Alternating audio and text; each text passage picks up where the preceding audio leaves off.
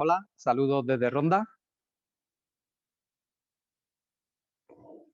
Bienvenidos a un nuevo ciclo de conferencias en línea organizado por la Real Maestranza de Caballería de Ronda. En esta ocasión, dedicado a la fuente de información genealógica y heráldica en instituciones privadas.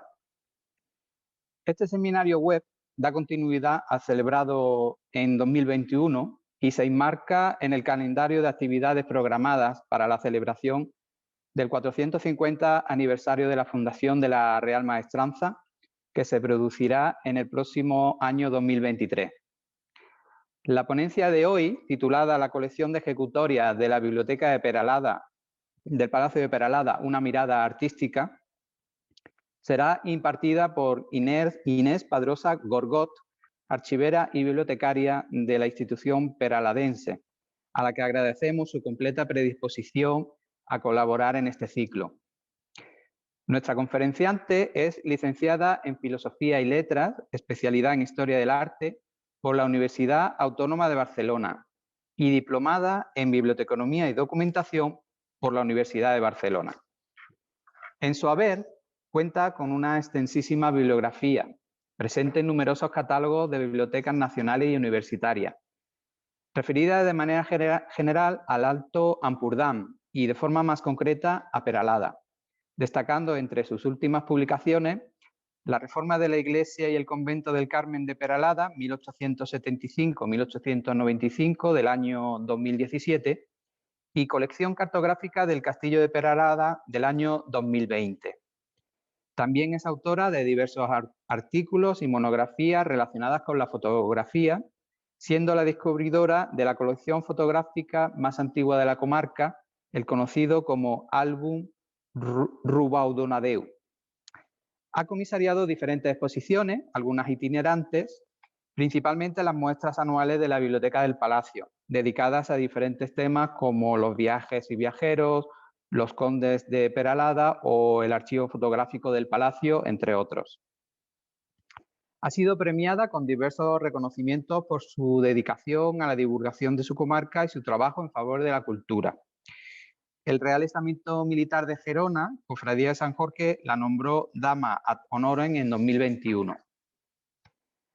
Desde que pudo tener acceso a la documentación de los Rocabertí d'Ameto, conde de Peralada, custodiada en el Archivo del Reino de Mallorca, ha dedicado sus esfuerzos en profundizar en el estudio de la restauración del conjunto monumental peraladense.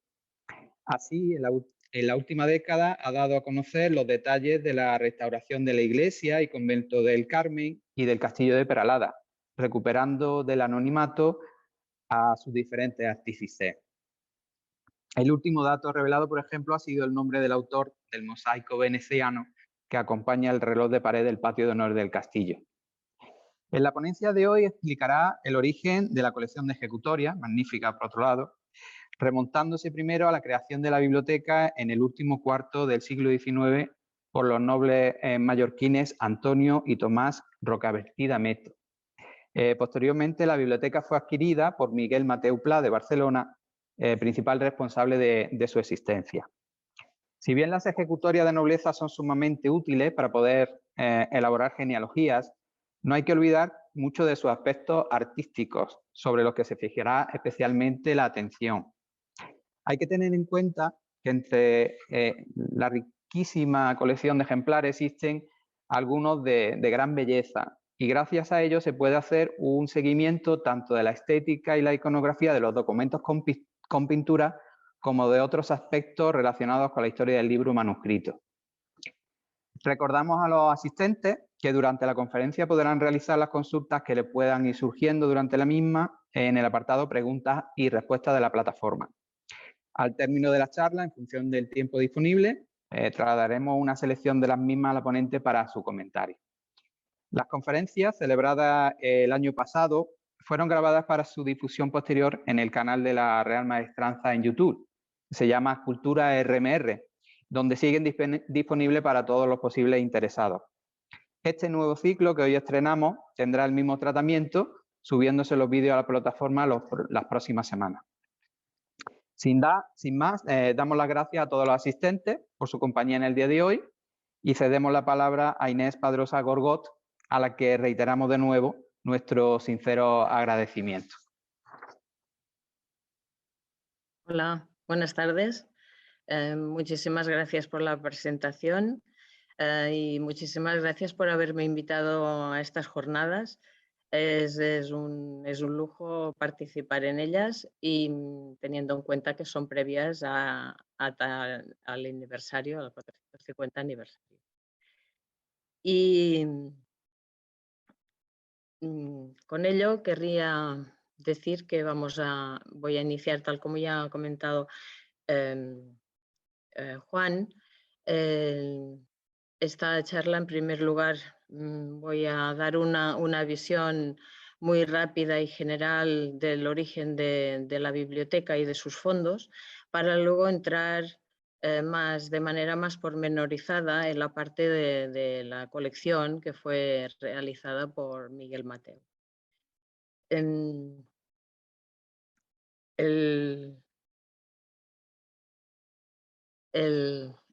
fondo inicial se debe a los condes de Perelada, los hermanos Rocabertí. Perdón, un momentito, que me estoy dando cuenta de que no he compartido el vídeo, por lo tanto, entonces no podríamos disponer de las imágenes. Por lo que decía, que el inicio se debe a los hermanos Rocabertí.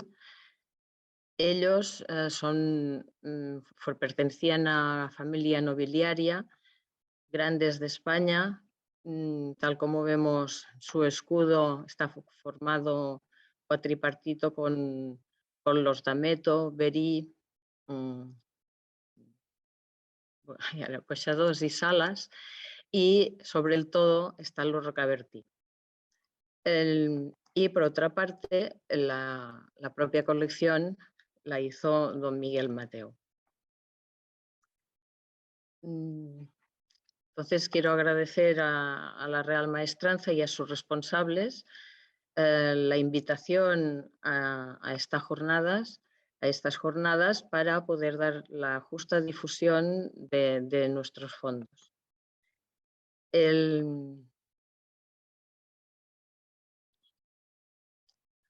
Los Rocabertí formaban parte de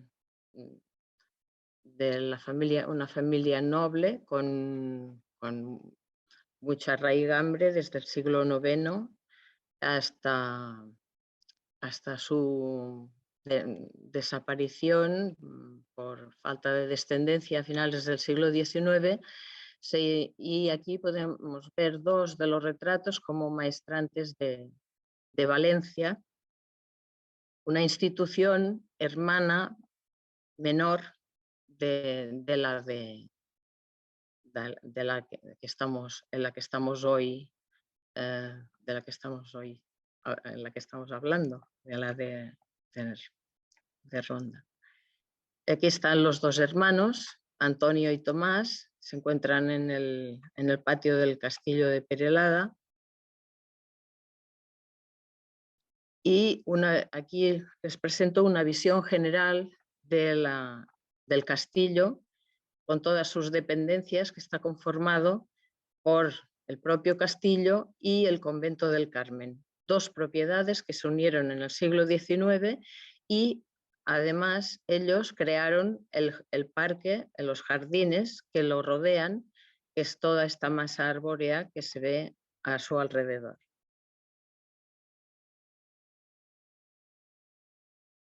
Aquí podemos ver en detalle las torres del castillo y la parte sur de la propiedad, y la iglesia del Carmen, en la cual ellos iniciaron toda una serie de reformas. Había sido un convento carmelita y lo transformaron en escuela de primeras letras y cobijaron ahí un centro cultural de primer orden.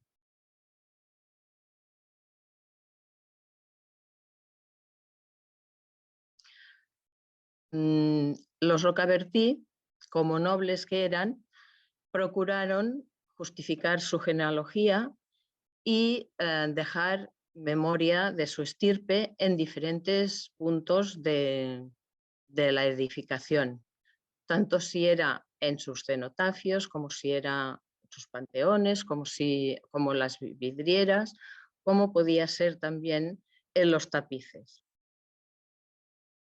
o reposteros. Por otra parte, crearon un núcleo intelectual importante, que es en el que ahora nos encontramos, la biblioteca, que fue creada por ellos en este convento carmelita, y desde ahí proyectaron también otra parte de la cultura y, por otra parte, lo que hicieron fue reunir toda una serie de tratados relacionados con la genealogía y la heráldica. Como nobles estaban muy interesados en este tema y lo vamos a ver por toda la serie de bibliografía que recopilaron. Su archivo, que actualmente se encuentra en el Archivo del Reino de Mallorca, disponía de fuentes primarias y además, como decía, la biblioteca por una parte tenía estas fuentes secundarias de las que vamos a detallar en un momento determinado. En cuanto al archivo, tenemos toda una serie de fuentes primarias, como podemos observar en estas hojas que son precedentes del Archivo del Reino de Mallorca y que proceden del Archivo de los Rocabertí. Y además, la figura de Diego de Rocabertí, que fue un gran genealogista, nos dejó unos árboles genealógicos de la propia familia con unas ilustraciones riquísimas, todo manuscrito que actualmente se conserva en un archivo privado perteneciente a uno de los descendientes de los condes de los hermanos Rocabertí. Ellos murieron sin descendencia, heredaron unos familiares, unos sobrinos políticos, en manos particulares, por lo tanto. Por otra parte, disponían también del título de Grande de España, otorgado por Felipe V.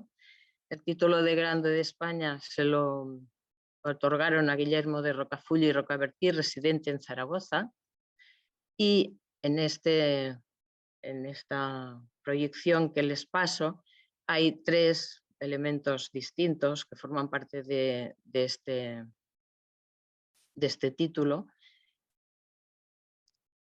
Por una parte el blasón, por otra parte la Virgen a la cual tenían una vocación especial y finalmente el rey, la figura ecuestre de Felipe V. En cuanto a fuentes impresas, los Rocabertí se caracterizaron por disponer de una biblioteca extraordinaria y en ella encontramos, por ejemplo, y todavía hoy se encuentran en nuestros fondos, el libro del nobiliario Vero de Mexía, que es incunable, editado, impreso en Sevilla, o bien cantidad de obras nobiliarias, como por ejemplo las de la nobleza de la Andalucía, de Gonzalo Argote de Molina, o bien otras de Garibay y otros muchos genealogistas como Méndez Silva o Moreno de Vargas, o bien las obras de Luis de Salazar y Castro, de las cuales les muestro unas cuantas. Por lo tanto, tal como vemos, los Rocabertí estaban muy interesados en la genealogía, estaban muy interesados en la heráldica, estaban muy interesados en todo el estamento nobiliario y así lo mostraron en sus fondos bibliográficos. Por otra parte, después de su muerte, los herederos fueron una familia mallorquines, herederos políticos, y finalmente en el año 1923 don Miguel Mateu fue quien compró en realidad Damián Mateu, compró la propiedad para su hijo Miguel, que entonces tenía 25 años. Miguel Mateu fue el sucesor tanto de la propiedad como de la biblioteca como de las colecciones. Aquí tenemos una foto suya con su ex libris, en el cual quedan reflejadas tres de sus principales colecciones: los libros, el vidrio, colección de vidrio muy importante, todavía existente hoy en día en el museo, y el hierro, objetos de este material. La colección de ejecutorias de nobleza de la Biblioteca de Perelada ocupa unos 17 metros lineales y podríamos decir que corresponden a unos 800 títulos. Aquí podemos ver una parte de estos títulos que se encuentran en uno de los despachos de la biblioteca. En esta colección podemos decir que incluye documentos judiciales de aparato, o sea, las propias cartas ejecutorias de hidalguía, documentos acreditativos de armerías, certificaciones de armas y documentos tardíos acreditativos de títulos, reales despachos de concesión de títulos. A día de hoy existe un único instrumento descriptivo que corresponde al que realizó Francisco de Asís Ferrer Vives, y esto fue ya en el año 1987, lo publicó en la revista Hidalguía. Aparte de este instrumento descriptivo, no hay ningún otro instrumento que lo detalle. Ha habido algunas personas, como por ejemplo Alfonso Ceballos Escalera y Gila, marqués de la Floresta, que en su obra Heraldos y Reyes de Armas habló de la colección peraladense, citando hasta 79 títulos relacionados con dicha colección. Y por mi parte, en alguna ocasión, en alguna de las publicaciones que he realizado a lo largo de los años, he hecho referencia, cuando hablo de los fondos generales, una referencia somera a algunos de los títulos, pero sin extenderme en explicaciones. Por lo tanto, la conferencia de hoy o la charla que hoy pueden escuchar puede suponer una incursión novedosa en este tema. Si tenemos en cuenta la definición de una carta ejecutoria de hidalguía con la Enciclopedia Aragonesa, podemos decir que, en un sentido, siguiendo dicha enciclopedia, en sentido amplio se denomina así a todo diploma por el que consta legalmente la nobleza de una persona o familia. Propiamente, la ejecutoria es un documento público y solemne librado por los tribunales de justicia en el que se consigna una sentencia firme. La ejecutoria era un título legal de hidalguía cuando la libraba la Sala de los Hijos d'Algo, de una de las reales chancillerías, tras un juicio contradictorio en el que el litigante obtenía una sentencia favorable declarando su limpieza de sangre y su condición de hidalgo. Si el tribunal aceptaba las pruebas propuestas, emitía la carta ejecutoria en que se declaraba a los firmantes infanzones notorios de sangre, naturaleza, casa y solar conocidos. Una vez aceptado, la escribanía de la Real Chancillería preparaba dos documentos idénticos. Uno se preservaba a la Real Chancillería y el otro se daba al demandante como reconocimiento de hidalguía. El interesado podía solicitar la expedición de este documento de una manera solemne. Y ahora es aquí donde entra precisamente el tipo de documento del que nosotros disponemos, o de la mayor parte de los que disponemos, cumplen estas características. En estos casos, cuando se solicitaba o se quería conseguir un documento solemne, se llevaba a unos talleres de escritura ajenos a la Chancillería para que se copiara sobre pergamino con gran esmero caligráfico, dependiendo del momento en que se emitía, en que se transcribía, y dependiendo del momento, pues veremos que son distintas las letras utilizadas y también, por supuesto, depende del momento, dependerá la riqueza ornamental. En un principio solían ser en forma de cuaderno y luego, con el tiempo, ya fueron evolucionando, ya se transformaron en una especie de libro que podía estar muy bien encuadernado. Esta es otra de las características.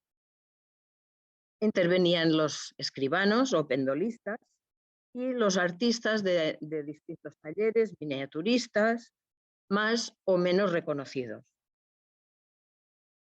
Hay que apuntar en este sentido que pocas son las firmadas y también ello también estaba en función de la cuestión de la capacidad económica del interesado. Una vez ya se había elaborado el documento, se llevaba a la Real Chancillería, donde se cotejaba con el ejemplar despachado por la misma y se procedía a fechar, rubricar, firmar e imponer el sello de plomo.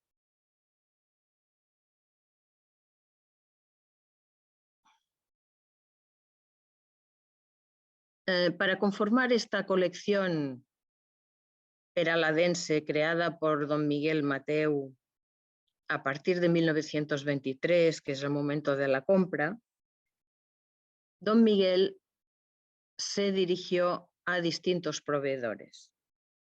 Uno de los principales proveedores de don Miguel Mateu fue el librero madrileño, el señor Luis Bardón. Pero tenemos también constancia de otros libreros. En concreto de Luis Bardón, incluso tenemos correspondencia en el archivo particular de don Miguel y por lo que se refiere al resto que ofrezco aquí o que muestro aquí, como puede ser Linares, Antigüedades, que también tenía tienda de antigüedades, la librería El Callejón, o bien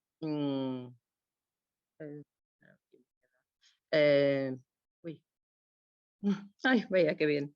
Ahora no lo tengo que hacer esto. De acuerdo. O bien también el librero de Barcelona, el señor Porte. En cada uno de ellos ha intervenido de manera distinta en la formación de la colección peraladense y el que más fue don Luis Bardón o los descendientes, la librería Bardón en general. Y además de estos proveedores, también el señor don Miguel Mateu tenía una persona de su confianza que cuando viajaba procuraba proporcionarle documentos de este tipo.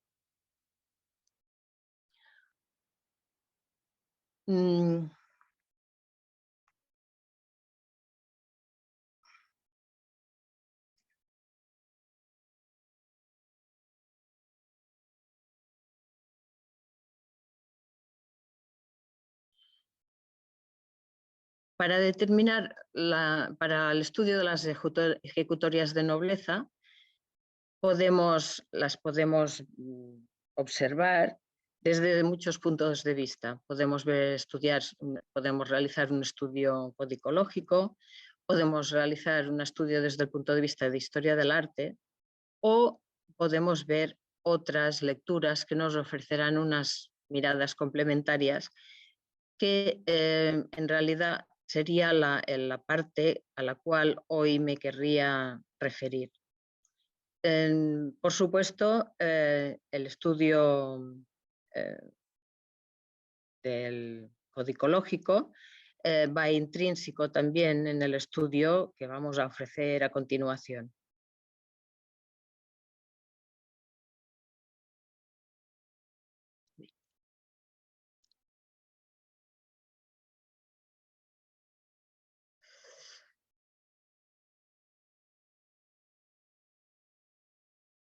La mayor parte de las ejecutorias de las cuales disponemos en la colección peraladense son ejecutorias que en su versión solemne. Son ricos documentos sobre pergamino, con preciosas y exquisitas decoraciones y ricamente guarnecidos. Son documentos, en general, que son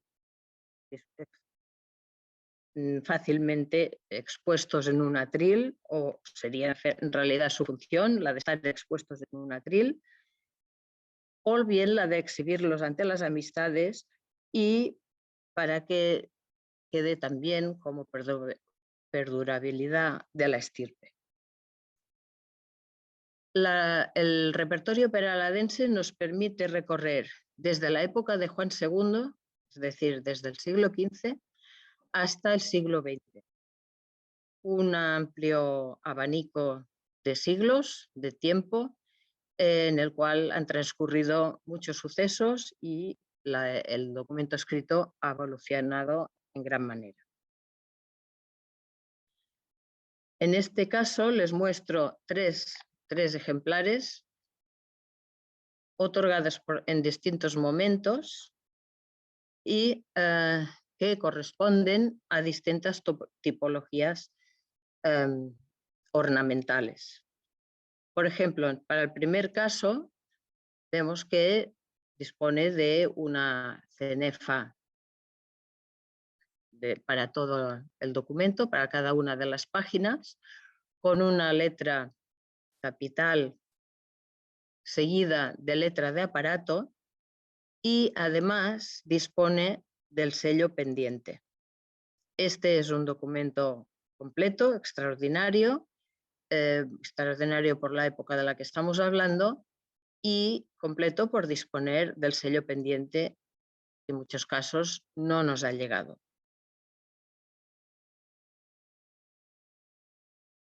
Siguen cronológicamente, les muestro las otorgadas por los Reyes Católicos. Una corresponde a Juan de Avilés, de 1495, y la siguiente a la familia Ochoa, también del mismo año. En estos casos, observamos que en la parte inferior del documento disponemos del escudo de armas de la persona a la cual la que va a recibir la distinción. En uno de los casos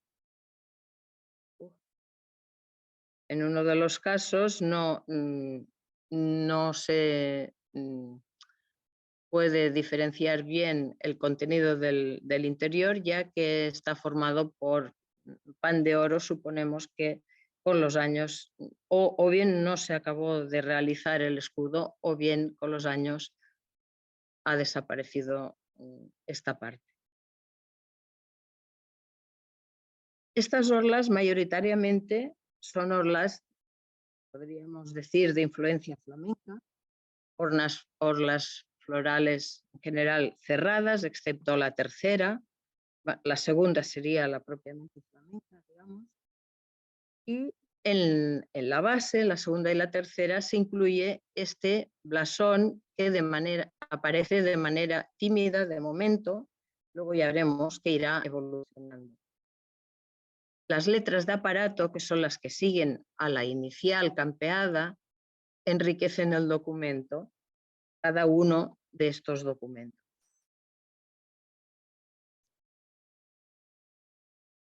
Y la más reciente corresponde a la de Hernando María Lafore, de 1910, por tanto ya nos encontramos en el siglo XX,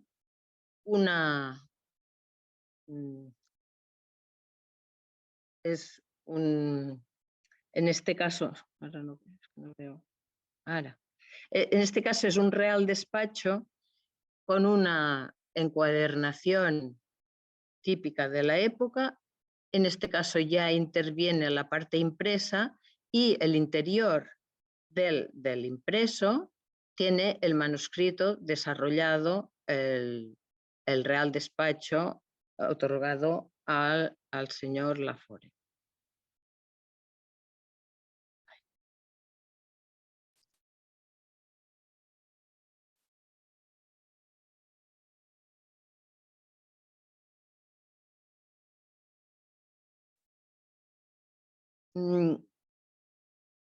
Por una parte, vamos a diferenciar los elementos externos, las encuadernaciones, de los elementos internos. Podemos tener diferentes tipos de encuadernaciones. Podríamos llamar, pues podríamos dar un subtítulo como los ricos envoltorios, o bien podríamos definirlo como la alta costura del libro. Y de este abanico de certificaciones de hidalguía que va desde el siglo XV hasta el siglo XX, he realizado una selección, porque si no podríamos decir casi que podría ser únicamente de encuadernaciones la disertación de hoy. Entonces, por una parte, tendríamos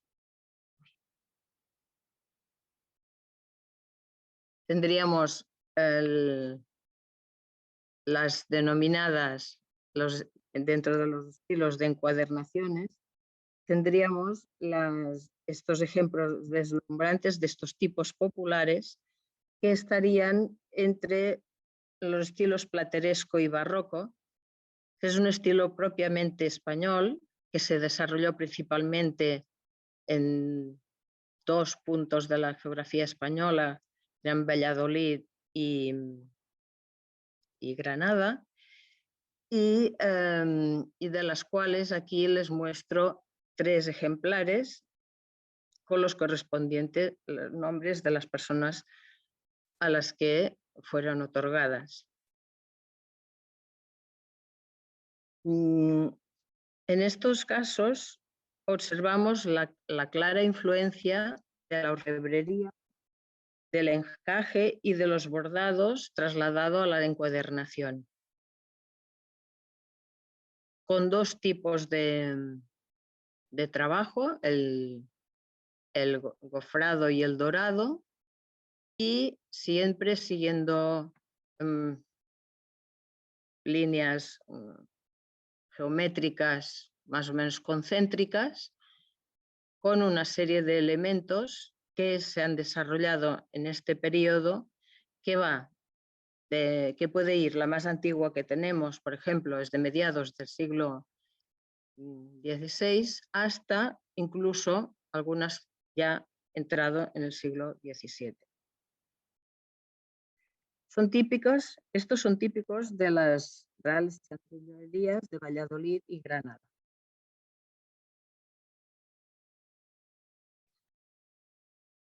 Sobre todo el despliegue ornamental está fundamentado en los dorados a cada una de las caras, y el espacio se encuentra fragmentado en rectángulos mediante ruedas decoradas a base de florones y elementos vegetales, además de semicírculos con rayas y con cruces, con rayos, perdón, y cruces, y en las enjutas unos motivos ornamentales que en cada caso son distintos.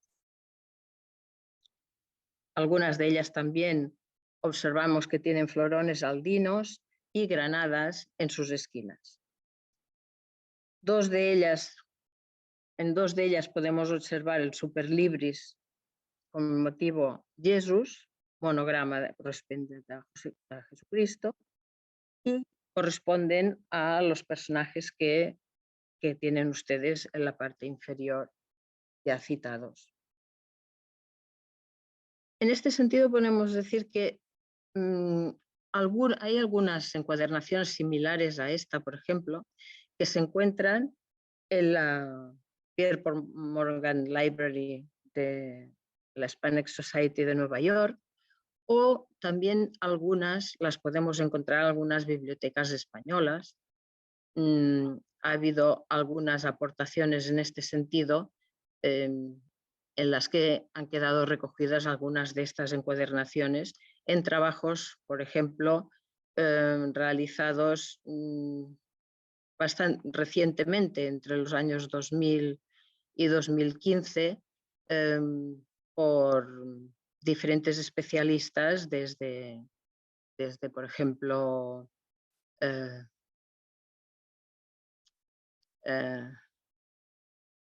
ahora, bueno, desde Madrid, desde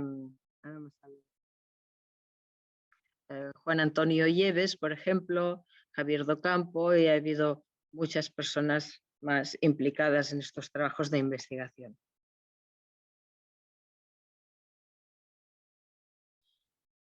Seguimos con con 3 espléndidas encuadernaciones de abanicos de estilo barroco.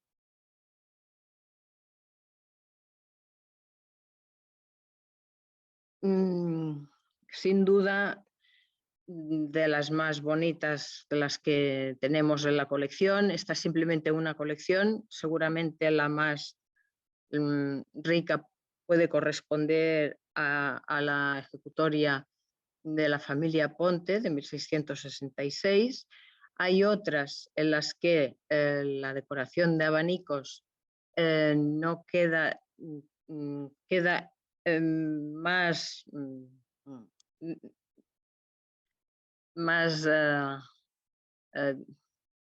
bueno, menos detallada o es menos rica. Bueno, es que ahora...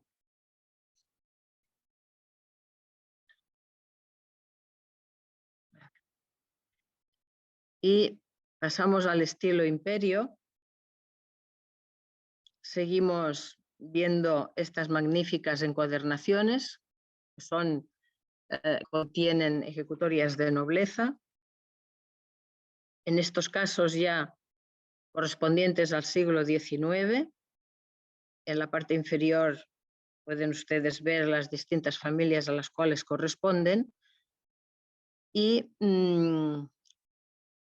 por supuesto, los contenidos muchas veces están relacionados con el continente. En algunos casos puede ser que no sea así, pero normalmente suele estar relacionado uno con otro.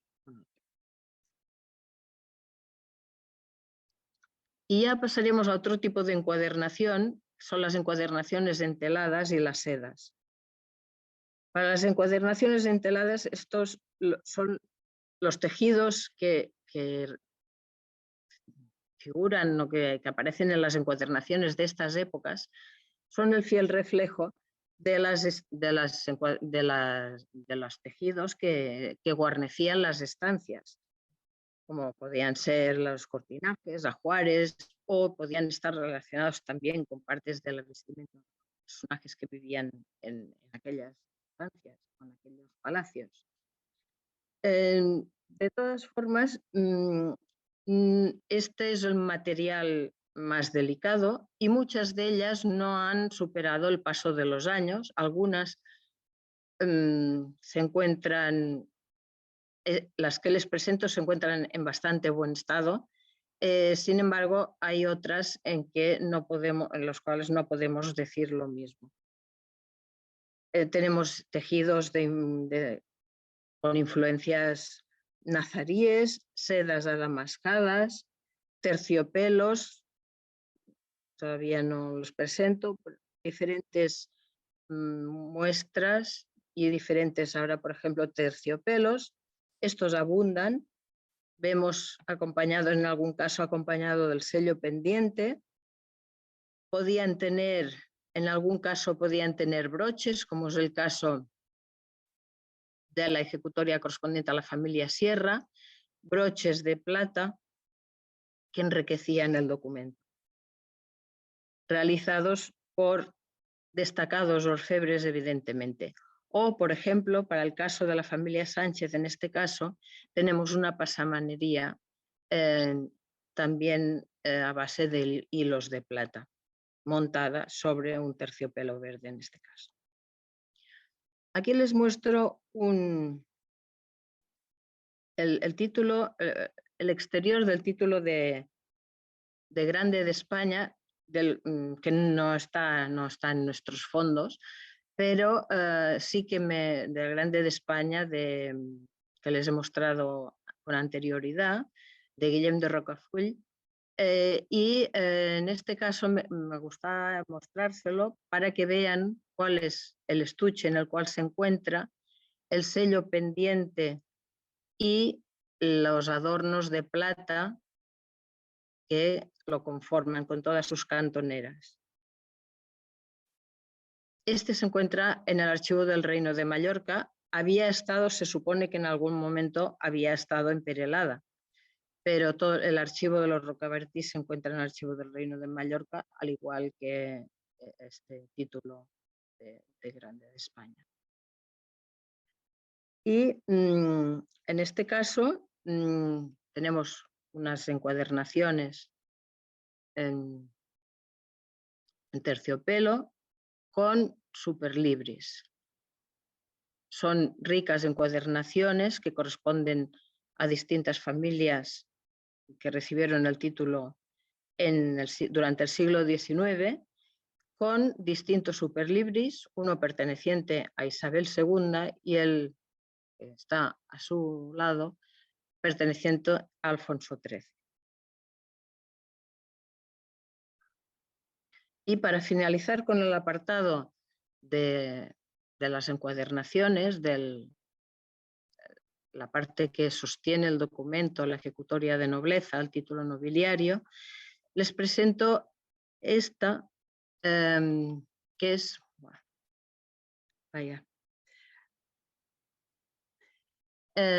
esta corresponde a un caso especial de una familia de Pamplona, en el cual encontramos este guadamecí formando parte de una encuadernación. Probablemente este no era el uso inicial o final, bueno, final sí lo ha sido, pero no era el uso inicial del guadamecí o del cordobán. Seguramente debía ser, estaba destinado a otro uso para el hogar. Sin embargo, lo utilizaron para enriquecer esta ejecutoria, que en realidad el contenido en este caso es bastante sencillo. Lo que más le enaltece en este caso es el continente.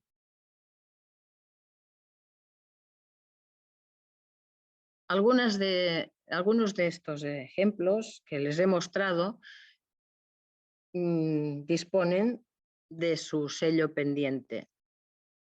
No son muchos y en total disponemos de unos 800 ejemplares, ya sean de mejor calidad artística o menor calidad artística. Podríamos decir que el porcentaje es ínfimo comparado con la cantidad de ejecutorias que tenemos. Podríamos decir que debe de haber entre 20 y 30 sellos pendientes. Este ha sido uno de los elementos. Por ejemplo, ahora les muestro algunos de los ejemplos que tenemos faltos de sello pendiente. La mayor parte se encontrarán en esta situación. Este ha sido un elemento que precisamente por el hecho de estar pendiente, anexo, en cierta manera ha sido más frágil, pero por otra parte también ha sido más fácil de sustraer,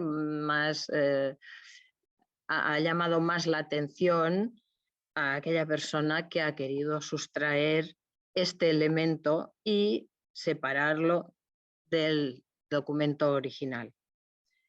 Les muestro simplemente algunas, la mayor parte no disponen de él, aunque sí que vemos todavía disponen de sus hilos pendientes, de sus torzales. En cambio, les falta el elemento principal.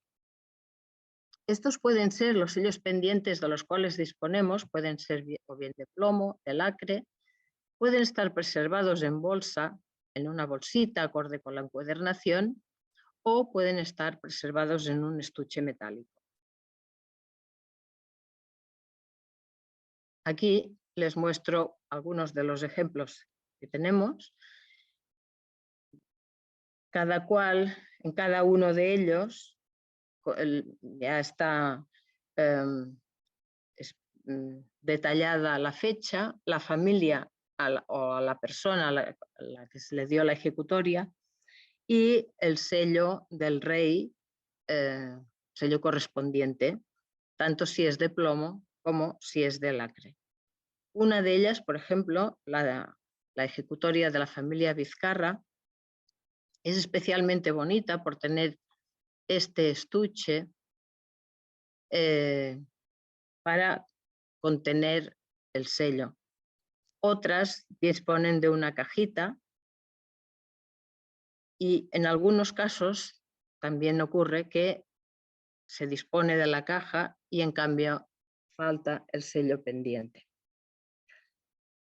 Estos han sido, por lo tanto, este ha sido uno de los elementos más tentadores para ser sustraído y es por ello que quizá en alguna ocasión ustedes habrán podido ver en venta algún sello pendiente o en alguna colección, como por ejemplo en el Lázaro Galdiano, existe un sello pendiente suelto y en cambio no tienen la ejecutoria correspondiente a aquel sello, por ejemplo.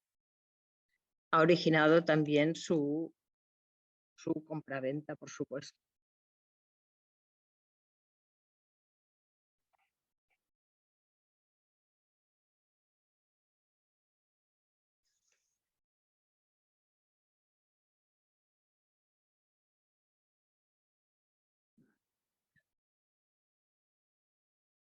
En algunos documentos, en el escatocolo, puede constar una frase como la siguiente que les voy a leer.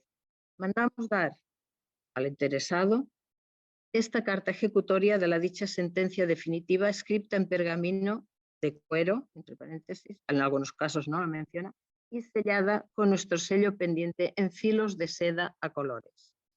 Este suele ser la parte final del documento, suele ser habitual la existencia de esta frase. Y están aquí ilustrados. Hasta el momento estábamos hablando del exterior, de la parte externa de una ejecutoria de nobleza, y ahora vamos a pasar a hacer alguna descripción de qué es lo que nos podremos encontrar en la parte interior. Por una parte podemos encontrar los blasones.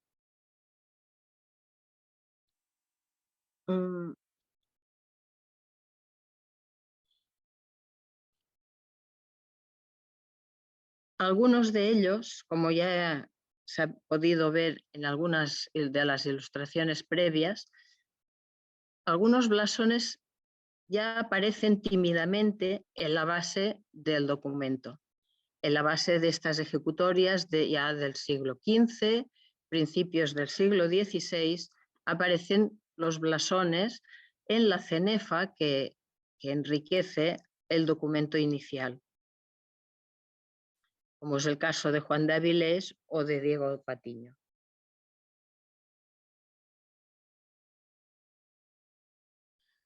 Si vamos avanzando en los siglos, estos blasones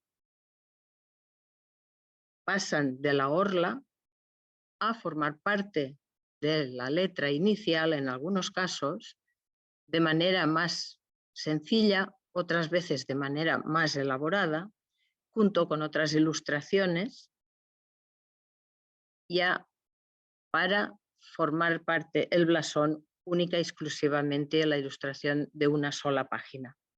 En este caso, por ejemplo, tenemos la ejecutoria dada en Valladolid para Juan Valles de la Parda en el siglo XVI y vemos este blasón que ya ocupa toda la página. Sin embargo, en la página de la izquierda también tenemos una ilustración preciosísima en la cual están los familiares, los donantes, sería como si fueran donantes, con sus correspondientes escudos nobiliarios. Y avanzando en el tiempo, ya tenemos algunos de estos blasones todavía adquieren más importancia a plena página, porque aquí en la parte inferior, por ejemplo, todavía ya hay una parte del encabezamiento del texto, Aquí ya únicamente tenemos el blasón con sus lambrequines y toda la decoración correspondiente a la época. Si avanzamos en el tiempo, observamos que el blasón adquiere a su alrededor toda una serie de panoplias y de él sale la cruz acolada, y si avanzamos en el tiempo, todavía aún más, pues vemos aquí ya un doble blasón correspondiente a los hermanos Sánchez.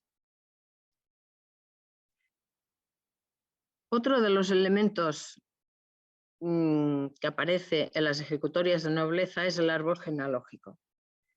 El árbol genealógico puede mostrar distintas tipologías. En realidad, los blasones en los árboles genealógicos serán los elementos más importantes para la familia a la cual se le dé a la cual reciba la ejecutoria, el título nobiliario. Observaremos distintas tipologías. Nos podemos encontrar con árboles genealógicos muy simples, muy sencillos, e incluso nos podemos encontrar con árboles genealógicos incompletos, como podría ser el caso que están viendo ustedes ahora aquí, que corresponde a la misma certificación de hidalguía, en un caso de manera muy simple y la otra simplemente está inacabada. Sin embargo, podemos encontrar árboles genealógicos que son verdaderas obras de arte. Del tronco salen las distintas ramas. Aquí mostramos dos árboles genealógicos distintos, completamente diferentes por la manera de estar elaborados, similares porque de las ramas penden los distintos nombres familiares de las distintas ramas familiares, pero muy distantes en la distancia y en el tiempo. Uno es del siglo XVII, mientras que el de la familia Llavallol es del siglo XIX. Tenemos aquí otro caso de árbol genealógico, el que surge del caballero yacente. Este es un árbol que deriva de los árboles de David, de las Sagradas Escrituras.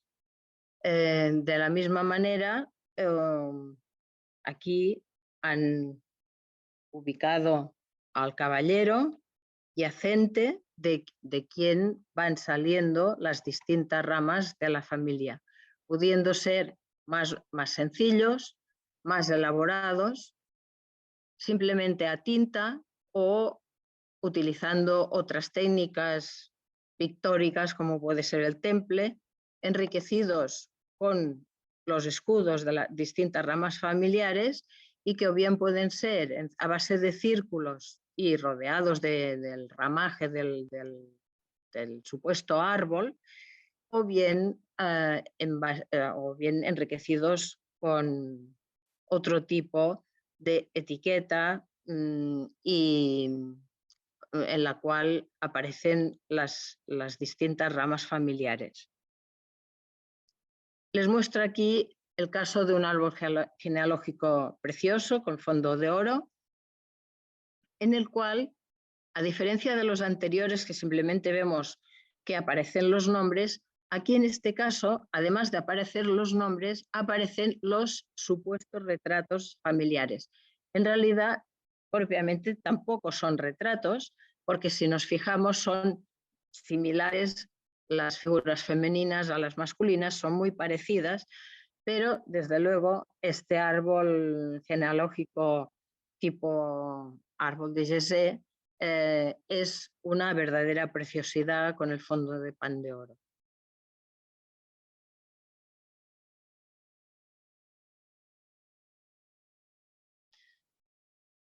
En este caso tenemos les muestro dos árboles genealógicos con las distintas ramas familiares, uno incompleto. En cambio, por ejemplo, dispone de los nombres de las distintas ramas, en este caso incompletas, pero en cambio sí dispone de los escudos correspondientes. Para el que está aquí, corresponde a una familia extranjera. Normalmente estos árboles genealógicos en los cuales hay este despliegue heráldico, normalmente corresponden a ciudadanos extranjeros que se hubieran instalado en la península y mantienen esta tradición que ya era propia de los lares donde ellos venían. Entonces, para uno de los casos, para la familia Sonnet-Manteau, y estamos en el siglo XVIII, y para el otro caso es la familia Santiago-Rotalde, pero también con apellidos de otros lares. Y ya para finalizar con este apartado, este árbol entelado,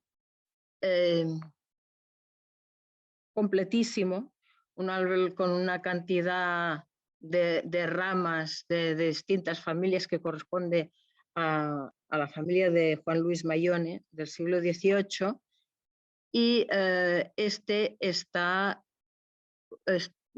la solución adoptada fue la misma que se adoptaba para los mapas, y para alguna cartografía a base de recuadros. Estos documentos que estamos analizando nos pueden mostrar también los retratos de los monarcas.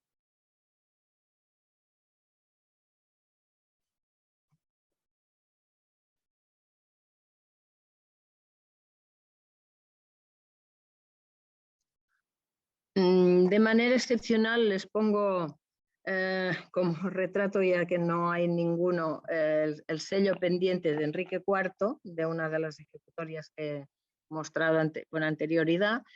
Y luego, si vamos, a medida que van transcurriendo los años y los siglos, observamos cómo en la parte final del documento aparece la figura del rey. Entonces, tenemos distintos títulos nobiliarios, en los cuales aparece el retrato de Felipe II, Felipe III, Felipe IV, y así podemos ir siguiendo.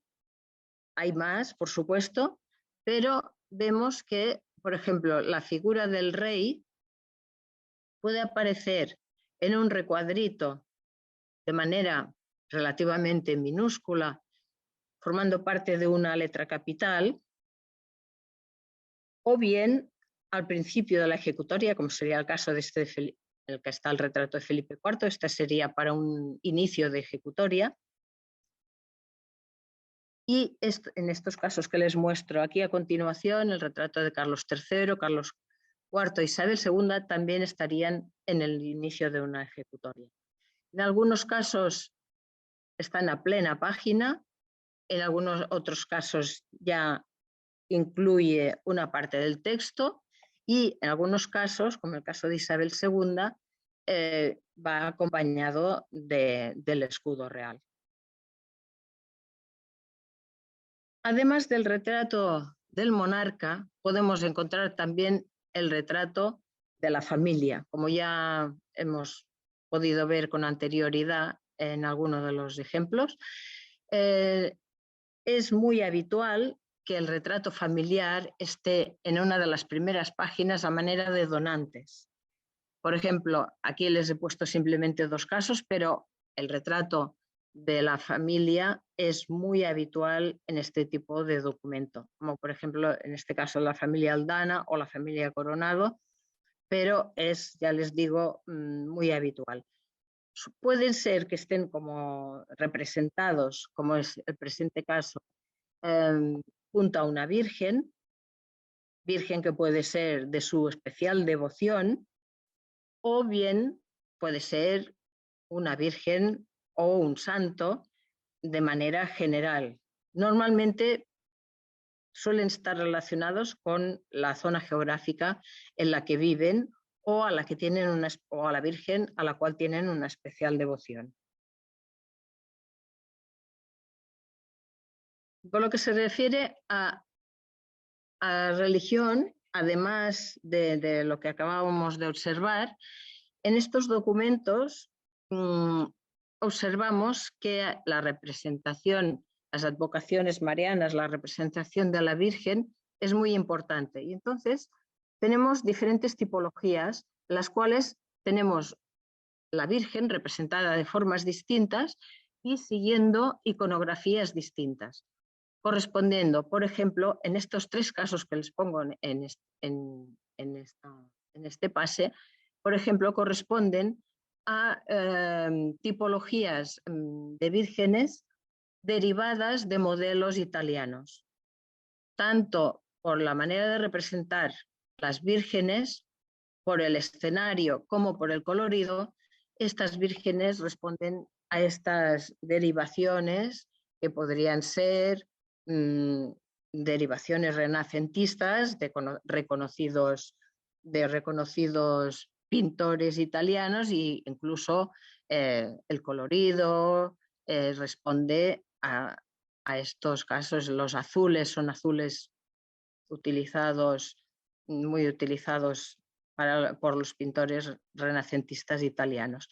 Y además, los elementos iconográficos que están en las cenefas también están relacionados con estos estilos. En cambio, por ejemplo, para esta tipología, estas ya son modelos, no son modelos italianos, sino que son modelos más propios de aquí, y hasta llegar a la Inmaculada del siglo XVIII, por ejemplo. En algunos casos forman parte de la letra capital, en otros casos lo vemos formando media página, y finalmente ya cuando vamos evolucionando en el tiempo a plena página, ocupando ya, teniendo un protagonismo completo, la Virgen. Las advocaciones marianas también dependerán del lugar. Por ejemplo, tenemos para la persona a la cual le están dedicando la ejecutoria de nobleza, el título correspondiente, puede ser que tenga una advocación especial relacionada con el territorio en el que vive, como puede ser la Virgen del Rosario, como puede ser la Virgen de los Desamparados, o como puede ser la Nuestra Señora de Guadalupe o la Virgen de Araceli de Lucena. Tenemos muchos casos distintos para distintas familias y para distintos lugares de la península. En estos casos que hemos visto hasta ahora, todos son pintados por artistas que en algún caso podrá llegar a ser conocido, la mayor parte no sabemos quiénes son los autores, y también las tenemos, como por ejemplo en estos dos casos, representaciones en grabados. Grabados que, por supuesto, no son grabados únicos, sino que son grabados que los podemos encontrar en otros tipos de estampas, porque en realidad lo que son estampas que han pasado a formar parte de esta ejecutoria, pero que la persona en cuestión debía de tener una especial devoción por dicha Virgen o era de su lugar de origen, por ejemplo, podría ser alguno de estos motivos. Podemos encontrar otras escenas religiosas que forman parte también de estas ejecutorias. Y además tenemos una iconografía que pues que es habitual, que es la escena de Santiago. Santiago luchando contra el infiel. En algunos casos forma parte, en la misma página está el blasón y tenemos, por lo tanto, a media página. Puede ser que en otros casos no tenga tanto protagonismo, pero sí que será una figura habitual en las ejecutorias de nobleza, en los títulos nobiliarios.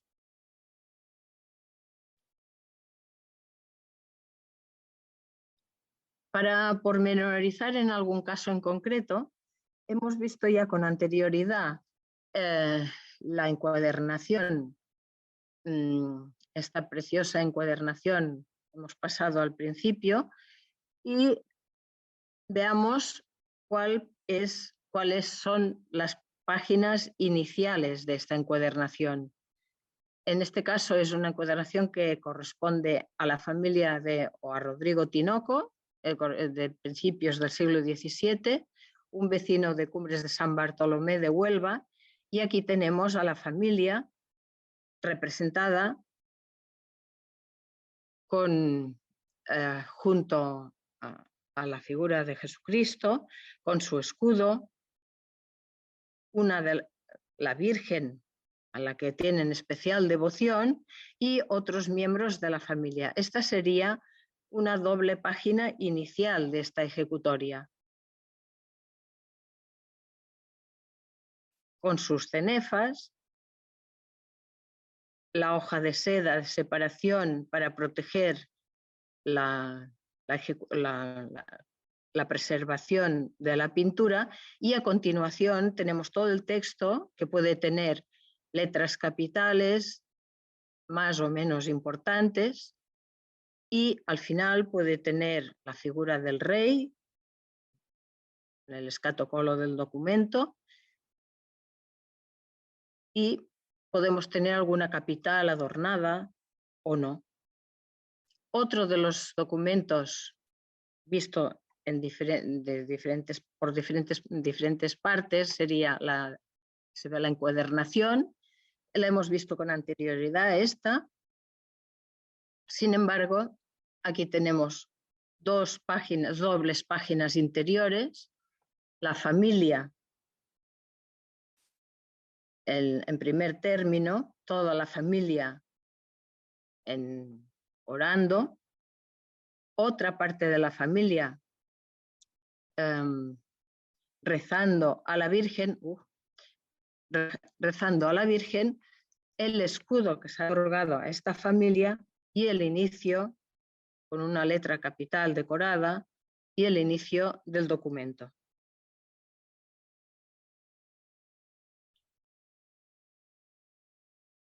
Y ya para finalizar, les querría pasar una ejecutoria, la correspondiente a Baltasar de Yegros.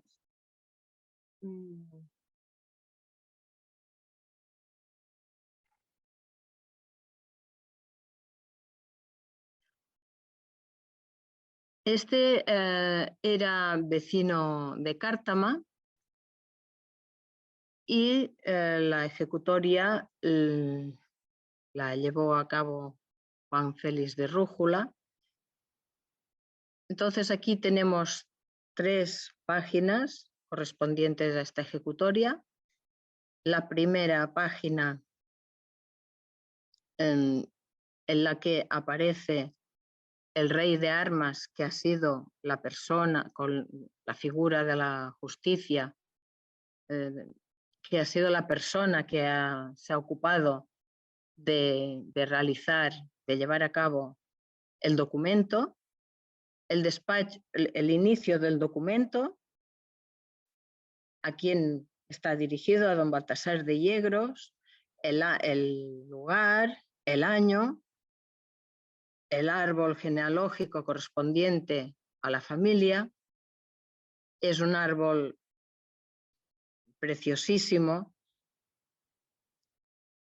y, como ven, supongo que tendrán ocasión de comprobar que también algunas de las letras capitales tienen las correspondientes miniaturas. Y esta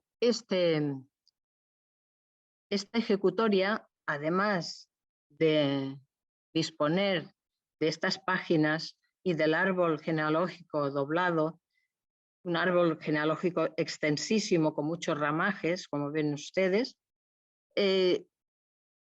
tenemos la ocasión de ver que distintos ex libris que formaron parte, por lo tanto, de distintas colecciones. Esta ejecutoria y el blasón correspondiente a la familia, la encuadernación y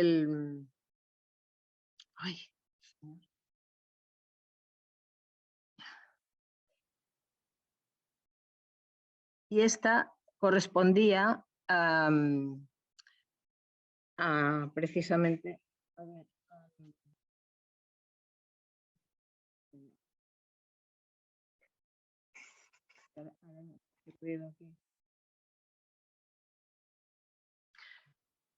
esta ejecutoria la tenía en su colección particular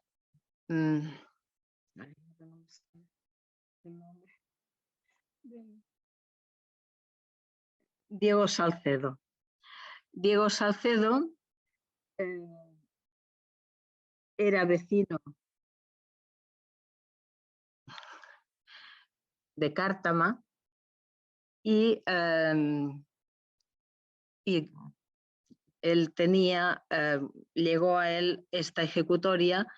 Esta ejecutoria llegó a Perelada a través, no sé si lo pueden ver ustedes porque a mí me queda recortado, a través del librero Bardón, el librero madrileño. Aquí en esta ejecutoria hay muchas cosas a contar. Por ejemplo, tenemos la figura que enceta el documento, es una figura que corresponde, su autoría corresponde al pintor valenciano Maella, y según se dice, las iniciales historiadas del documento, ahí ya no me atrevería a afirmarlo, pero según se dice en hoja adjunta a la propia ejecutoria de la cual dispongo en el mismo documento, se dice que las iniciales eran obra de Goya. Ahí ya habría, supongo, que estudiarlo con más profundidad, pero desde luego este es un documento notable de la biblioteca. Aquí está el escudo correspondiente y por lo demás Diego Salcedo, que fue quien poseyó en última instancia este documento, elaboró una ficha bibliográfica con toda esta información que posteriormente fue recogida por la librería Bardón y así nos consta. Por supuesto, habría que profundizar en el tema y a quien le pueda interesar, supongo que es un tema interesante para intentar descubrir si es cierto o no. Como vemos, las ejecutorias peraladenses, de las cuales poseemos 800 ejemplares, es un fondo rico, variado. Por supuesto, les he mostrado algunas de las más ricas, las hay más simples y con menos decoraciones, con menos aderezos,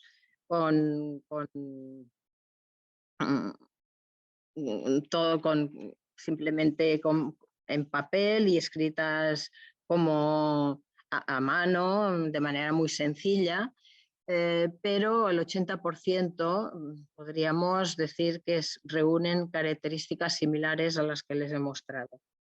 Esta es una colección que la elaboró la creó Miguel Mateu en base a sus contactos, a distintos libreros de anticuario y a contactos que él, bueno, y a personas que también recurrían a él, porque después de la Guerra Civil hubo muchas personas que tenían dificultades económicas y se vieron en la necesidad de vender estos documentos. En algunos de los casos vendieron el documento prescindiendo de alguna de las partes, como podía ser el escudo o como podía ser el árbol genealógico. Por eso algunas de ellas, en algún caso, si las tuvieron, puede ser que algunas de ellas no lo tengan porque la familia en cuestión, como recuerdo, se quedaran con esta parte del documento. De todas maneras, la colección es una colección que merece la pena, que supone unos 800 ejemplares y que ha sido estudiado de manera simplemente citando por Francesc d'Assís Ferrer y que se publicó en la revista Hidalguía y que esperemos que poco a poco se vaya estudiando, ya sea de manera general o bien de manera fragmentaria, como puede ser pues, dar una visión de la evolución de las encuadernaciones, una visión de la evolución de los escudos, o, en fin, hay múltiples maneras de verlas y de estudiarlas. En fin, y con esto, pues creo que ya más o menos he dado una visión general del tema de esta magnífica colección creada por Miguel Mateu, aumentada también por Carmen Mateu en alguno de los ejemplares. Alguno de los ejemplares fue adquirido por ella en los últimos tiempos y que actualmente ya se considera como cerrada. Espero que les haya interesado y quedo a la espera de sus posibles consultas o preguntas. Bueno, Inés, pues en primer lugar, darte la enhorabuena por esta exposición que nos has hecho. Y bueno, estamos anonadados por la cantidad y la calidad de las características que han mostrado de la colección. La verdad es que es espectacular, no puedo decir otra cosa. Bueno, ya esa imagen de la librería con todas las ejecutorias colocadas en el mismo lugar, la verdad es que ya me deja sobrecogido, ¿eh? La verdad es que es magnífico, magnífico. Y después, bueno, ya has dejado bien patente a lo largo de tu exposición, pues bueno, la riqueza de características en las cuales se puede fijar uno a la hora de acercarse a este tipo de materiales. Como nos hemos extendido, aunque yo creo que está suficientemente justificado a la vista de tu exposición, nos hemos extendido un poquito más de la cuenta. Queremos hacer unas apreciaciones rápidas, pero bueno, para dejar algunas cuestiones así un poquito más precisas, más claras. Me ha llamado la atención el hecho de que el archivo de lo familiar de los Rocabertí está en el archivo del Reino de Navarra, de Mallorca. Sí. ¿Por qué no está en Peralada? Es un poco una duda que me asaltaba. Sí. Ellos vivían en Palma de Mallorca en el siglo XIX. La familia estuvo residiendo alguna generación anterior, también residieron en Palma de Mallorca. Y en algún momento el archivo, desde luego, que estuvo en Perelada, eso está clarísimo, estuvo en Perelada porque los documentos se generaron aquí, los notarios eran de aquí, y por lo tanto se generaron aquí. No sé, no he podido determinar hasta el momento en qué momento, valga la redundancia, se trasladó el archivo a Palma. No lo he podido determinar. El caso es que todo el grueso del archivo está allí. Entonces, el archivo lo heredó el marqués de la Torre, porque ellos murieron sin descendencia. El marqués de la Torre lo cedió al final, no sé si ha sido venta o cesión, al archivo del Reino de Mallorca. Y en realidad esto ha sido en varias generaciones, ahora lo simplifico, pero en realidad no ha estado accesible al público hasta 2010, me parece que fue, que fue la primera vez que yo fui allí, porque claro, he tenido que ir muchas veces para consultar nuestros propios, bueno, cosas relacionadas con lo de aquí, por ejemplo, lo de la Iglesia del Carmen, todo está allí, toda la documentación está allí, no la tenemos nosotros. Y toda la documentación del condado está allí, es increíble. Entonces, claro, hay que recurrir al archivo del Reino de Mallorca, que por lo demás, por lo menos está en un archivo público. Sí, sí, eso Porque también es de agradecer, claro. la dificultad si estuviera, que había habido facilidad, nos habían dado facilidad para ir, pero bueno, tú puedes ir a molestar a una familia un día, pero a la que vas muchas veces, pues ya puede ser unicornio, ¿no? Efectivamente. Bueno, un apunte simplemente en ese sentido, por ejemplo, nosotros sí hacemos una labor de acogida, digamos, de alguna manera, de archivos familiares, precisamente un poco para facilitar eso, para facilitar, en primer lugar, que la documentación esté accesible a los investigadores que puedan estar interesados en ella, indudablemente, y por otro lado también es una manera de salvar para estas familias el problema de qué hacer con esta documentación, cómo conservarla, cómo gestionarla, y bueno, desde nuestra modesta la tarea, pues una de las cosas que realizamos en el apartado de nuestro archivo, ¿no? Entonces, bueno, en ese sentido, por lo menos la documentación, como tú dices, pues está accesible. Y además bien conservada en una entidad como, en este caso, como el Archivo del Reino de Mallorca. Por otro lado, también, una curiosidad, la colección, entonces, de Miguel Mateu, de la colección de ejecutorias, ¿seguía algún patrón definido o él la fue formando un poco, digamos, a lo que caía en sus manos o lo que podía estar un poco en su, digamos, a su alcance? Podría ser, esta parte podría tener algo que ver, pero él se dejó asesorar bastante por libreros, como por ejemplo los que he citado. Bardón, por ejemplo. Sobre todo por la librería, el librero Bardón. Bardón fue uno de los que más, aunque también hubo los demás que he citado también, y hay algunos de los cuales, por ejemplo, si hay alguno más, no he encontrado rastro. He encontrado, por ejemplo, cartas con Bardón y con algún otro librero de los que ya he citado y no he encontrado más.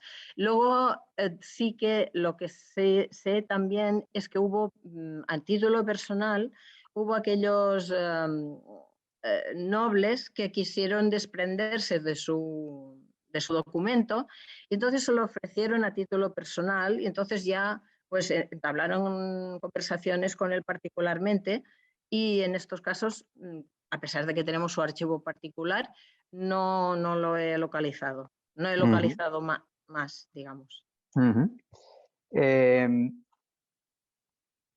¿Existe algún estudio o conoces algún estudio al respecto de los talleres de producción de la ejecutoria, de los artistas que realizaron estas ejecutorias? ¿O está todavía esa labor un poco por realizar? ¿Un estudio, digamos, que podría estar, digamos, dentro del ámbito de influencia de algún posible interesado?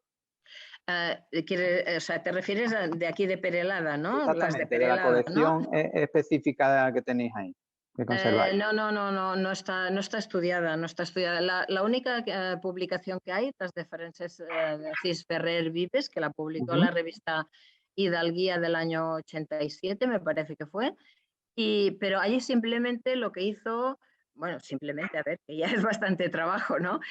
Fue dar una relación. Y puedo decir que hay algunas que no figuran, no sé por qué motivo, pero bueno. Entonces, claro, es un campo en parte virgen. Yo, por ejemplo, he dado a conocer bastantes cosas hoy que no son conocidas.